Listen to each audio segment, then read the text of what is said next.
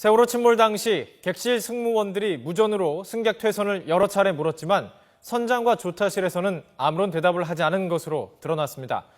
청해진 해운이 세월호를 운항한 지 1년 만에 매물로 내놓으면서 보건성 문제도 언급하지 않아서 속여서 팔려고 했다는 의혹도 일고 있습니다. 취재기자 연결해서 알아보겠습니다. 허성준 기자, 수사속보 전해주시죠. 네, 세월호 침몰 당시 안내소 승무원들이 조타실에 있던 선장 등에게 무전을 한 사실이 확인됐습니다.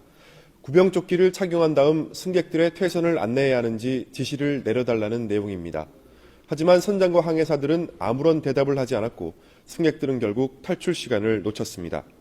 합동수사본부는 사고 당시 선장을 포함한 조타실 선원들이 무전기를 갖고 있었던 것으로 보고 있습니다. 또 무전기가 같은 채널을 써 한 명이 말하면 교신 내용을 모두 들을 수 있는 것으로 확인했습니다. 합수부는 선장과 항해사들이 무전을 들었는지, 송수신 과정에서 문제가 있었는지 등을 조사하고 있습니다. 만약 이들이 무전을 듣고도 답을 피했다면 살인 혐의 적용을 적극 검토할 방침입니다. 이와 함께 청해진 해운이 세월호를 들여와 운항을 시작한 지 1년 만에 매각을 추진한 사실도 확인됐습니다.